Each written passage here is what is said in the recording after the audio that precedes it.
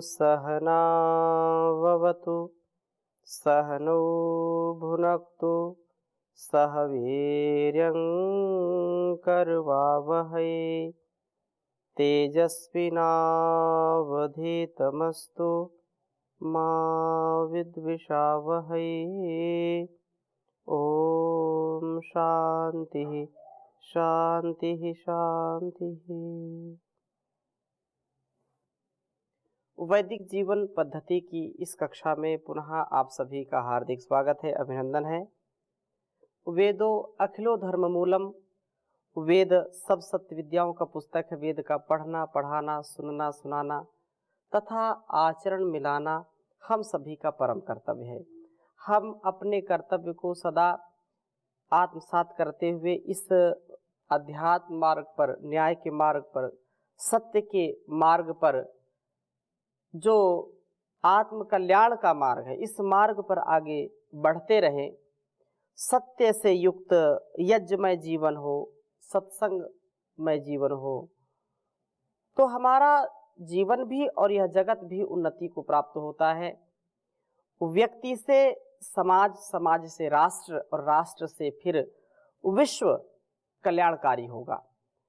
हम यदि वास्तव में जीवन को भक्ति के साथ जीना चाहते हैं और उस प्रभु की प्राप्ति करना चाहते हैं, यद्यपि वो प्राप्त है, हर क्षण हर पल हमारे अंग संग है, लेकिन उसकी अनुभूति से हम अनुप्राणित हो, उसकी अनुभूति हमारे रोम रोम में हमको प्रतीति उसकी हो, प्रतीत हो, तो ऐसा हम कुछ विशेष जो पुरुषार्थ है उसको करें। प्रभु की प्राप्ति हमारा लक्ष्य होना चाहिए। और प्रभु की प्राप्ति के साधन क्या हो सकते हैं, क्योंकि साधन के बिना साधक साध्य तक नहीं पहुंच सकता है। तो उसका साधन क्या है, तो साधन के विषय में बहुत सुंदर वेद मंत्र आपके समक्ष में प्रस्तुत कर रहा हूं। ऋग्वेद के 5वें मंडल के 15वें सूक्त के दूसरे मंत्र को आपके समक्ष रखूंगा। बहुत सुंदर वेद मंत्र है। ओम ऋतेन ऋतम धरुणम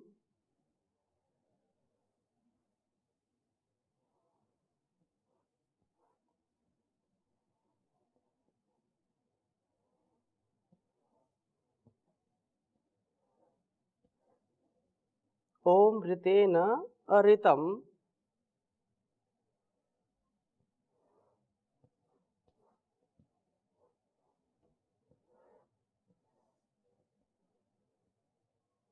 धरुणम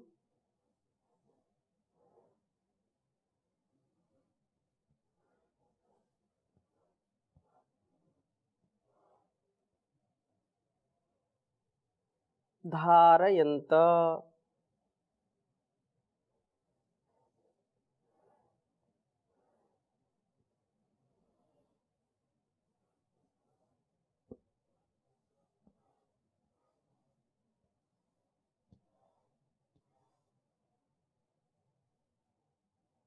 यज्ञस्य शाके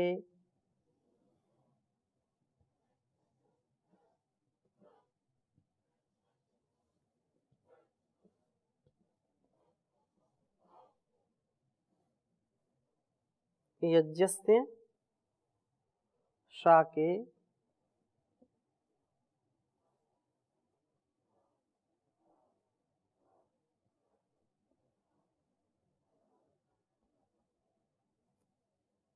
परमे व्योमन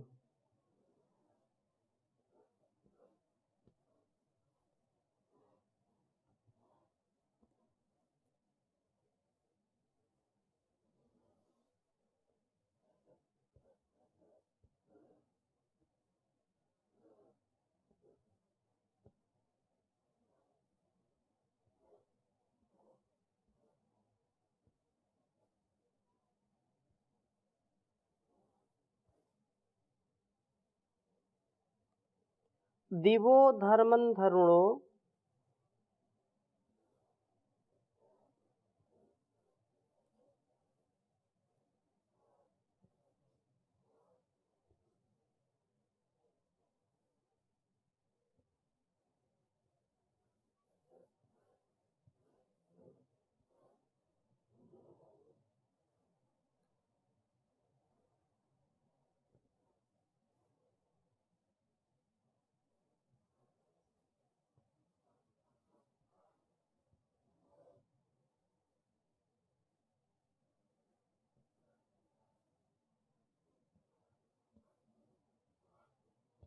धर्मं धरुणे से दुषो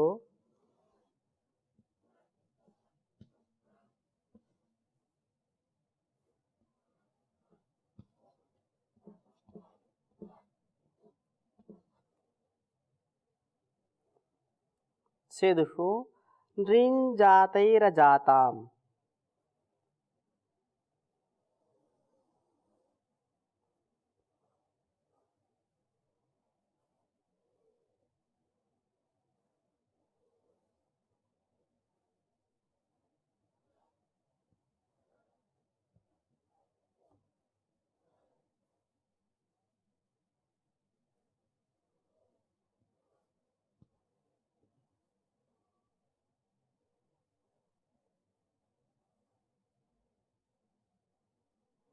जातैरजाताम्।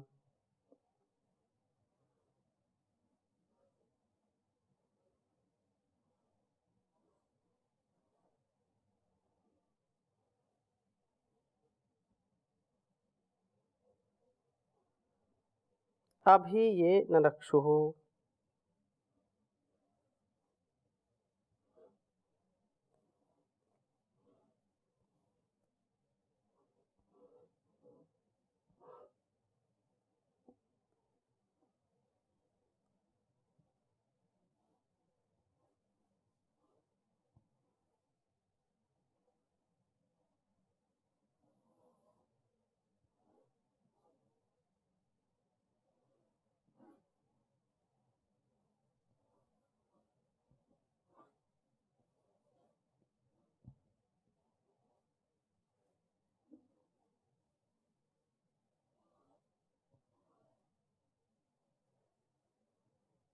ऋग्वेद के 5वें मंडल के 15वें सूक्त का दूसरा मंत्र है यह।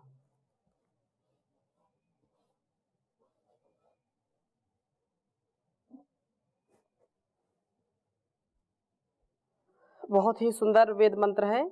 कहा है ओम ऋतेन ऋतं धरुणं धारयन्ता यज्ञस्य शाके परमे व्योमन् दिवो धर्मं धरुणे सेदुषो नृञ्जातैरजाताम् अभियेन नक्षुः। ओम ऋतेन ऋतं धरुणं धारयन्ता यज्ञस्य शाके परमे व्योमन् दिवो धर्मं धरुणे सेदुषो नृञ्जातैरजाताम् अभियेन नक्षुः। वेद मंत्र का भाव बहुत ही स्पष्ट, बहुत ही सरल है। ऋतेन कहा कि प्रभु की प्राप्ति के 3 साधन इस वेद मंत्र में बताएं कि प्रभु की यदि कोई प्राप्ति करना चाहता है, कोई उसको अनुभव करना चाहता है, उसको आत्मसात करना चाहता है, समाधि को प्राप्त करना चाहता है, तो उसके लिए बहुत उत्तम बात कही है कि ऋतेन अर्थात ऋत के द्वारा, अपने अंदर ऋत के धारण के द्वारा सब कार्यों को नियमित गति से करने के द्वारा परमे व्योमन अर्थात उत्कृष्ट हृदयाकाश में यज्ञ से शाके, यज्ञ के शक्तिशाली कर्मों के होने पर ऋतम, उस सत्य स्वरूप धरुणम सबके धारक प्रभु को धारयंता धारण करते हैं। कहने का आशय यह है कि प्रभु की प्राप्ति के लिए 3 जो आवश्यक कर्म हैं उसमें सबसे पहला कार्य है ऋत का पालन करना। अर्थात जो यथार्थ है उसका जीवन में हमारे पालन होना चाहिए। जो असत्य है वह कभी भी, असत्यवादी व्यक्ति, झूठा व्यक्ति कभी भी ईश्वर की प्राप्ति नहीं कर सकता है। इसलिए कहा है साच बराबर तप नहीं, झूठ बराबर पाप। साच बराबर तप नहीं, झूठ बराबर पाप। जाके हृदय साच है, ताके हृदय आप प्रभु जी, ताके हृदय आप। तो सत्यम वद धर्मम चर, ये हमारी मूल शिक्षा है। हम इसको आत्मसात करें तो इतने जो रोग बढ़ रहे हैं, दोष बढ़ रहे हैं, छोटी छोटी अवस्थाओं में ही अलग अलग प्रकार से व्यक्ति रोगी हो जाते हैं। तो यह जो ब्रह्मचर्य से युक्त जीवन है, जो हमारे लिए सत्य तथ्य परक जीवन है, उसको यदि हम जीते हैं, सत्यवादी हरिश्चंद्र का नाम पूरी दुनिया में लोग जानते हैं, क्योंकि उन्होंने सत्य के लिए, उस ब्रह्म के लिए, उस परमात्मा के लिए सर्वस्व निछावर कर दिया। तो कहा कि प्रभु हम सबको धारण करते हुए सारा कार्य हम देखें तो अत्यंत महनीय, अत्यंत श्लाघनीय, सत्य स्वरूप धरुणम, सबके धारक जो प्रभु है, सबको वो धारण करते हैं। वो तो परम पिता हैं, परम माता है, परम जननी है, इसलिए आप सबको धारण करने वाले हैं प्रभु। और हम सबको शक्तिशाली बनाइए। हम भोग वृत्ति से ऊपर उठने के द्वारा अपने को शक्तिशाली बनाएं। वे प्रभु रित हैं, सो रित के प्राप्त होने से हम पूर्ण रूप से निरोगी हो जाएंगे। और यदि भोग प्रवृत्ति है तो अलग अलग प्रकार के अलग अलग स्थान पर रोग होने से कोई रोक नहीं सकता। यदि रोग से बचना है तो हमारी जो व्यवस्था है, जो परंपरा है, उस व्यवस्था, उस परंपरा में अपने आहार, विचार, व्यवहार को सुदृढ़ बनाते हुए सत्य स्वरूप, रित स्वरूप, शक्तिशाली परम पिता परमेश्वर को हम प्राप्त हों, अभय हो करके, भय से नहीं, अभय हो करके। तो इस प्रकार धरुण है वे, सो लोक धारण के हेतुभूत महा यज्ञात्मक कर्मों से प्राप्त होते हैं।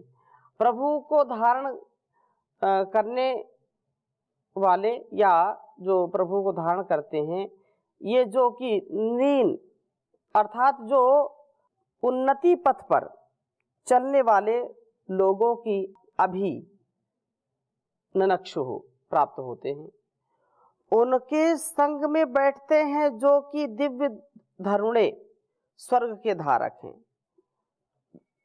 धर्मन यज्ञात्मक धारणात्मक कार्यों के लिए बोला गया है और सेदुषः स्थित होते हैं तथा जाते ही शक्तियों के प्रादुर्भावों से जो अजातान जन्म मरण चक्र से ऊपर उठने वाले हैं, वे जीवन मुक्त हैं।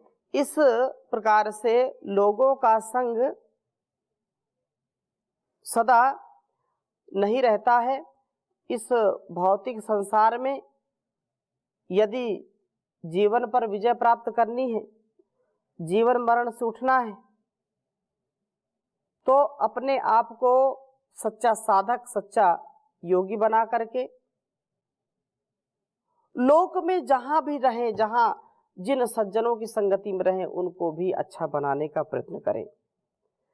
तो जाते ही शक्तियों के प्रादुर्भाव से अजायत जन्म मरण चक्र से ऊपर उठने वाले हैं, जीवन मुक्त हैं। इन लोगों का संग हमारे जीवनों को पवित्र करना और हम प्रभु को प्राप्त करते हैं इनकी प्रेरणा से। तो ये कहा कि प्रभु प्राप्ति के 3 साधन प्रमुख हैं। तो 3 प्रमुख जो साधन हैं, उनमें पहला साधन है ऋत का पालन करना, सत्य का पालन करना, मधुरता से जीवन को जीना, सब कार्यों का नियमित रूप से करना। ये क्या है? ये हमारा लक्ष्य है कि हम सात्विक ढंग से कार्य करें। और सात्विक ढंग से कार्य करते करते भी कोई आपको लगता है कि यहाँ बाधा है, कोई समस्या है, तो निसंदेह उन समस्याओं का भी समाधान हमको रखना चाहिए। हम एक ही कामना रखें कि संतुलन में जीवन को रखना है। हम एक ही कामना रखें, योगमय आरोग्यमय बन करके अपने जीवन को ऐसा बना करके श्रेष्ठ आचरण करके जीवन को जिए। हम सच्चे योगी, उपयोगी, निरोगी, सहयोगी, उद्योगी बन करके अपने आप का भी कल्याण करना और संसार का भी कल्याण करना। तो ये जो सामर्थ्य, जो शक्ति है, ये जो बुद्धि, ये कैसे आती है? उस परमात्मा को शक्ति कहे, उस परमात्मा को बल कहे, उस परमात्मा को अग्नि कहे, उस परमात्मा को अलग अलग नामों से जानते हैं, लेकिन उन नामों का अभिप्राय क्या है? उन नामों का सार्थकता उनकी क्या है?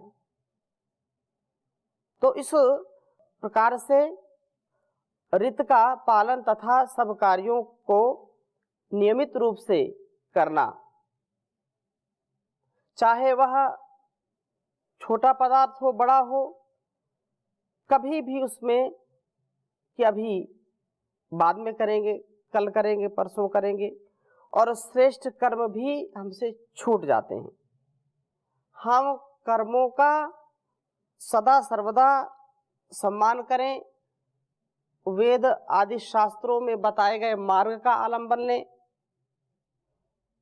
आश्रम व्यवस्था में विश्वास रखने वाले होने चाहिए, तथा यहाँ पर जो गुरुकुल परंपरा, इस गुरुकुलीय परंपरा में भी हमको निसंदेह वेदों के अनुकूल जो आचरण है उसके लिए प्रेरणा जो दी गई है उसका भी हम पालन करते रहें। यज्ञात्मक कार्यों में लगे रहें, जो कल्याणकारी कार्य हैं, जो स्वयं के उद्धार के लिए भी हैं और संसार को भी पार ले जाने के लिए, उद्धार करने के लिए जो कर्म है, अपना घर बिगाड़ करके, अपना स्वभाव बिगाड़ करके कोई भी समाज को, इस राष्ट्र को उन्नत नहीं बना सकता है। यदि इस जीवन को, इस जगत को अच्छा बनाने का प्रयत्न करना है तो निसंदेह नित्य प्रति जो इसमें 3 साधन बताए हैं, प्रथम जो सोपान है, प्रथम जो सीढ़ी है आत्म कल्याण की, वह हमारा ऋत का पालन है, हमारी शुचिता पवित्रता है। यदि हमारी शुचिता पवित्रता नहीं है तो निसंदेह है हमारा जो अस्तित्व है या हमारा जो मन है वह इधर उधर भटकता रहता है।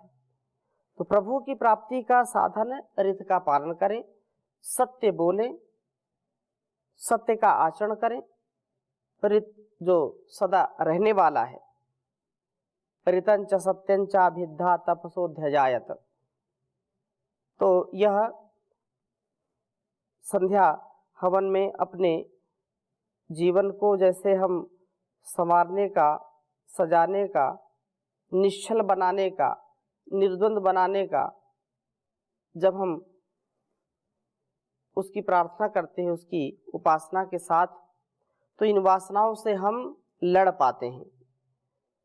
तो ईश्वर की प्राप्ति का उपाय है ऋत का पालन करना, ऋत कार्यों को करना जो निरर्थक हैं, जो स्वार्थ से, संकीर्णताओं से भरे पड़े हैं, ऐसे व्यक्ति कभी ऋत का पालन नहीं कर पाते। तो पहला साधन ऋत से युक्त जीवन नियमित रूप से करना चाहिए। और दूसरा साधन है यज्ञात्मक कर्मों में पहले जो है अपने आप को निछावर करना, यज्ञात्मक कार्यों में सेवा देना, यज्ञात्मक कार्यों में लगे रहना, और उसके द्वारा शक्ति का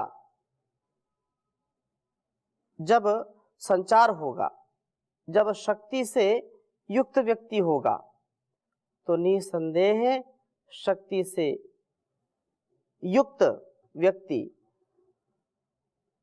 इस शरीर का भी और संसार का भी कल्याण कर सकता है। तीसरा जो बिंदु है, तीसरा जो सोपान है, अत्यंत महत्वपूर्ण है।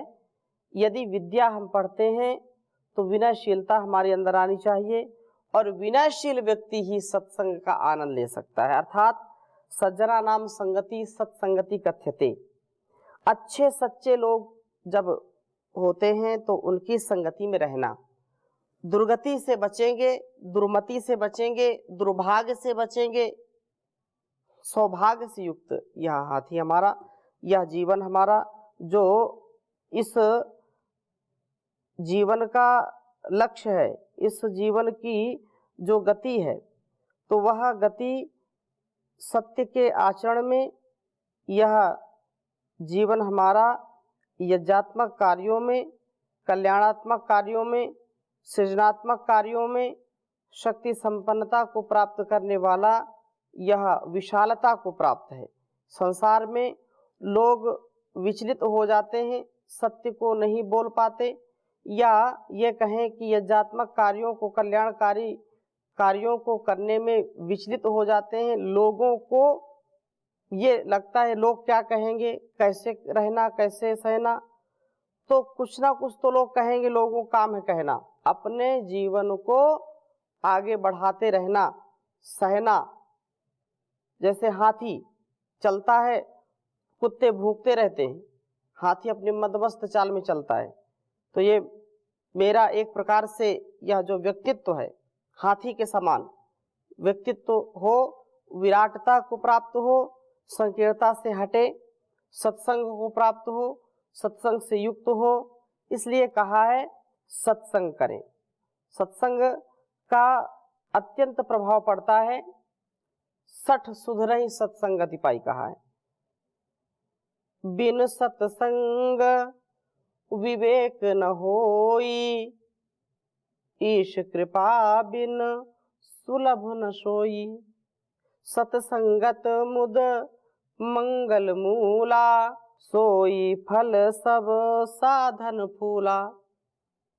सज्जना नाम संगति, ये सत्संगति बहुत ही महनी है। हम ऐसा जीवन जिए तो अत्यंत हमारा कल्याण होगा।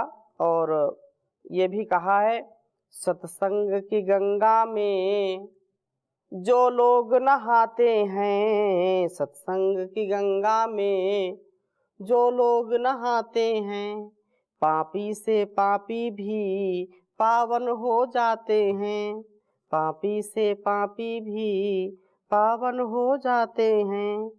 ऋषियों ने मुनियों ने इसकी महिमा गाई, सत्संग से जीवन है ये बात है समझाई। ये वेद बताते हैं, ये शास्त्र बताते हैं, पापी से पापी भी पावन हो जाते हैं, पापी से पापी भी पावन हो जाते हैं। ओम शांति शांति शांति।